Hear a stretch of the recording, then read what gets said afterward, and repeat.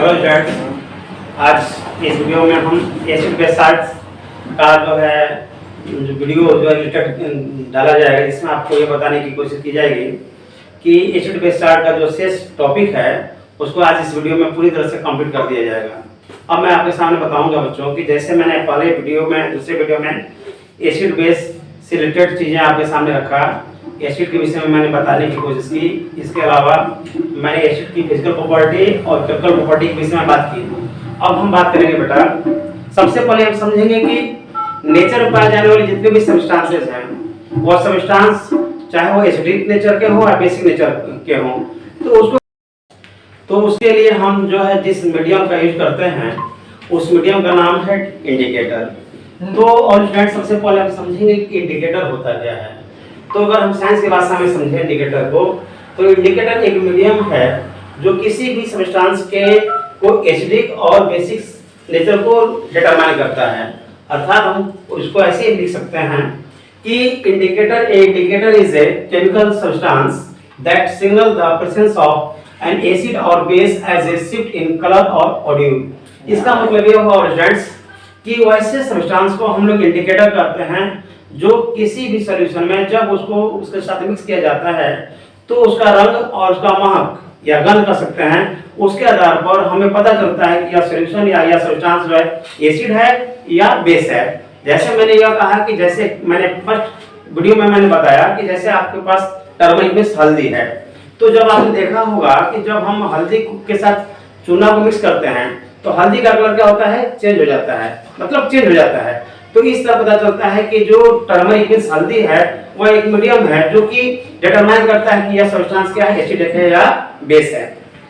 अब हम बात करेंगे कि जनरली जो हम इंडिकेटर का यूज जो है एसिड और बेसिक नेचर को डिटरमाइन करने के लिए करते हैं वो मुख्यतः रूप से 3 पार्ट में डिवाइड किया जाता है। वह 3 पार्ट जैसे पहला है हमारा नेचुरल इंडिकेटर, दूसरा है सिंथेटिक इंडिकेटर और चौथा है ओल्फैक्टरी इंडिकेटर। और students, this is a very important parts of your class.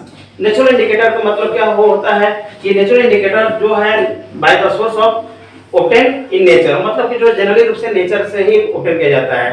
इसमें नेचुरल इंडिकेटर में हम आते हैं, इनका वर्क क्या होता है या किस आधार पर वर्क करते हैं, तो कलर के आधार पर। जब किसी सब्सटेंस के अंदर, जब किसी सॉल्यूशन के अंदर इसको मिक्स किया जाता है तो इसका कलर चेंज हो जाता है। तो कलर के आधार पर जब चेंज हो जाता है तो उसको बोलते हैं नेचुरल इंडिकेटर। जैसे इसका में एग्जांपल आपको हो जाएगा, लिटमस हो जाएगा।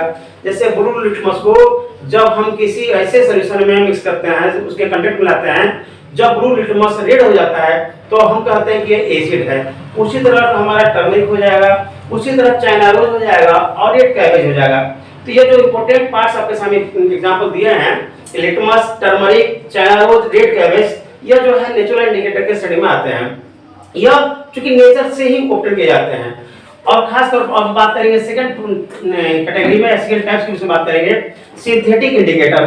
यह सेम टू सेम वह सिंथेटिक इंडिकेटर या मैन मेड इंडिकेटर होता है। मींस दैट इसका जो है बनाने का वर्क जो है इंसानों के द्वारा बनाया जाता है और यह जो है यह भी सेम टू सेम वही एक्ट करता है। यह भी कलर के आधार पर ही जो है अपनी प्रॉपर्टी को शो करता है।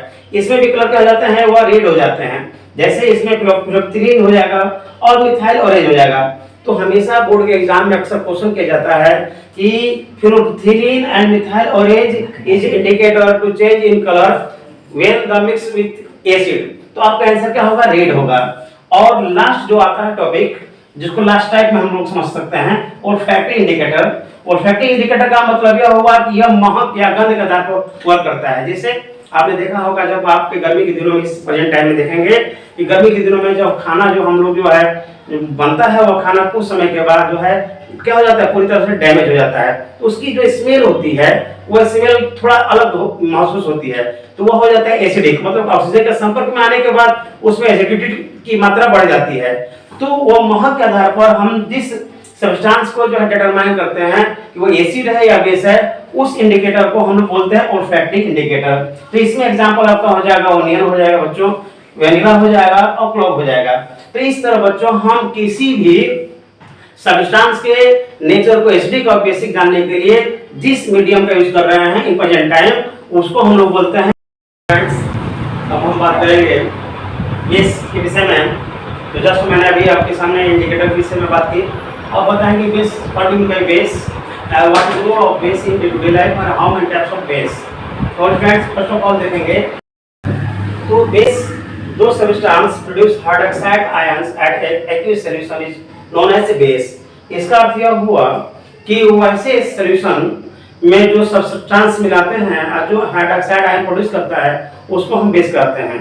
जैसे कि जनरली आपने जस्ट अभी आपको बताया जा चुका है, वीडियो में आपने देखा होगा कि एसिड का मींस दैट यह हुआ कि एसिड जो हाइड्रोजन आयन प्रोड्यूस करता है जबकि बेस जो है हाइड्रोक्साइड आयन प्रोड्यूस करता है। अब हम समझेंगे कि hydroxide ion means that simple क्या हो गया OH, जिसके लास्ट में OH होता है मींस दैट उसको हम लोग जनरली रूप से बेस के नाम से जानेंगे।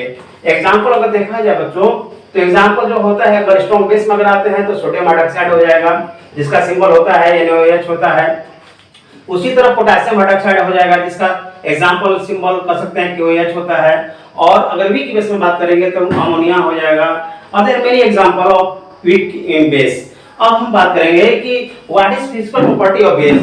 और स्टूडेंट जनरली रूप से हम लोग जानते हैं कि जो फिजिकल प्रॉपर्टी ऑफ बेस का जैसे आप अभी जस्ट एसिड में समझ आपने देखा और पढ़ा भी कि एसिड में क्या होता है कि कोई सब्सटेंस जब खट्टा होता है तो उसको हम लोग किस नाम से जानते हैं कि एसिडिक सब्सटेंस है।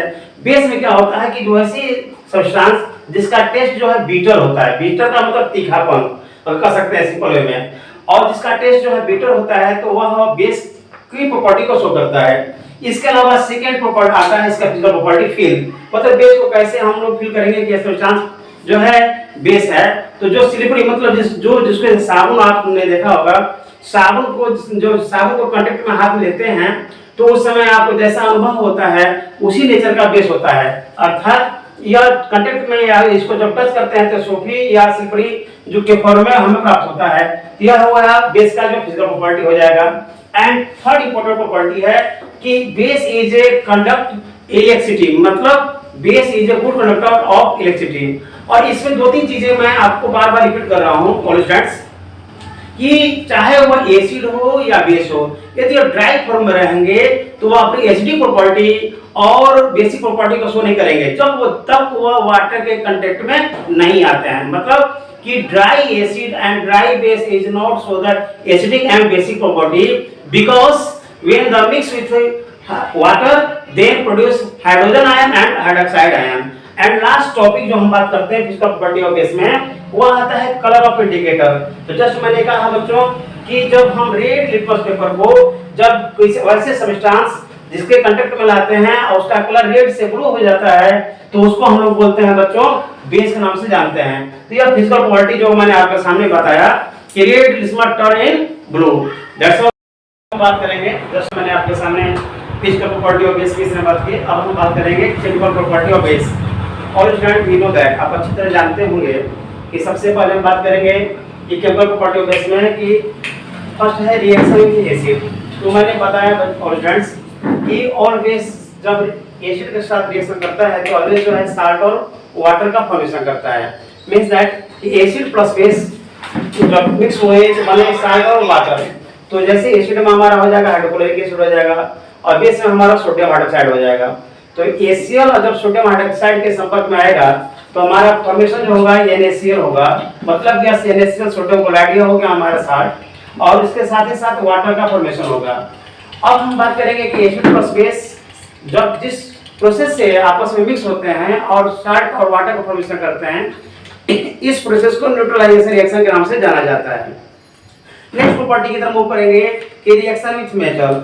तो जितने भी बेस हैं जब वो मेटल के साथ रिएक्शन करते हैं तो उस सभी स्थितियों में वो साल्ट का फॉर्मेशन करते हैं, लेकिन यहाँ पर वो हाइड्रोजन जो है प्रोड्यूस करेंगे। तो metal react with base then form salt and hydrogen gas. तो जैसे आपने देखा कि जिंक जो है this is example of metal, और वह जब बेस के साथ सोडियम हाइड्रोक्साइड के साथ संपर्क में आता है तो वह सोडियम जिंकेट बनाता है, मतलब Na2ZnO2। और सोडियम जिंकेट जो है this is example of salt और इसके साथ ही हाइड्रोजन गैस बना रहा है। और तीसरा एग्जांपल जो है तीसरा जो केमिकल प्रॉपर्टी है reaction with non metallic oxide. तो ऑल स्टूडेंट्स आपको मैंने जब हम केमिकल प्रॉपर्टी ऑफ एसिड की बात कर रहे थे तो उस समय मैंने बताया था कि जो मेटालिक ऑक्साइड है उसका नेचर क्या होता है, बेसिक होता है। मेटालिक ऑक्साइड का नेचर क्या होता है, बेसिक होता है। उसी तरह नॉन मेटालिक ऑक्साइड का जो नेचर होता है वो एसिडिक होता है। ये दो बातें रिमार्क्स पॉइंट में हमेशा आपको रखना जरूरी है। तो नॉन मेटालिक ऑक्साइड जब रिएक्शन करता है बेस से तो वो बनाएगा साल्ट और वाटर, सेम टू सेम वही फर्स्ट प्रॉपर्टी की तरह, क्योंकि ये दिस इज एसिड और बेस के संपर्क में आएगा तो बन जाएगा साल्ट और वाटर। तो अभी जब देखेंगे जैसे कार्बन डाइऑक्साइड, कार्बन डाइऑक्साइड क्या है, this is example of non metallic oxide. तो कार्बन डाइऑक्साइड जब कैल्शियम हाइड्रोक्साइड के संपर्क में आता है तो ये बना रहा है कैल्शियम कार्बोनेट, और कैल्शियम कार्बोनेट के साथ साथ वो वाटर का फॉर्मेशन कर रहा है। यह आप ऐसे समझ सकते हैं कि जैसे आप जो है घरों में जब चूना करते हैं तो उस समय क्या होता है कि चूना करते समय तो जो जब वो हमारा कैल्शियम हाइड्रोक्साइड का फॉर्मेशन होता है तो वो जब पानी के साथ मिक्स करते हैं तो उससे एक अलग तरह की स्मेल आती है, और वो स्मेल जो है शो करता है कार्बन डाइऑक्साइड को। अब हम लास्ट प्रॉपर्टी की बात करेंगे, रिएक्शन विथ वाटर। तो ऑल बेस मतलब कहने का तात्पर्य हुआ कि all those base dissolve in water, वैसे बेस जो वाटर के साथ घुल जाते हैं उन बेस को हम लोग बोलते हैं अल्कलीज के नाम से जाना जाता है। क्या बोला जाता है, alkalis. But one image point यह है कि सभी बेस जो है वाटर के साथ घुलते नहीं है, जैसे पोटेशियम हाइड्रोक्साइड हुआ, सोडियम हाइड्रोक्साइड हुआ, और इसी तरह मेनी जो बेस के एग्जांपल हैं जैसे कैल्शियम हाइड्रोक्साइड हुआ, या वाटर के साथ क्या हो जाते हैं, डिसॉल्व हो जाते हैं और हाइड्रोक्साइड का फॉर्मेशन करते हैं। बट सम एग्जांपल्स कुछ ऐसे भी बेस हैं जो वाटर के साथ मिक्स नहीं होते, जैसे अमोनिया हो गया और अदर एग्जांपल हो गया। तो ऑल स्टूडेंट्स, यदि आपने अभी जस्ट मैंने आपके सामने फिजिकल प्रॉपर्टी, केमिकल प्रॉपर्टी और इंट्रोडक्शन ऑफ बेस की समय चर्चा की और आपको बताने की कोशिश की।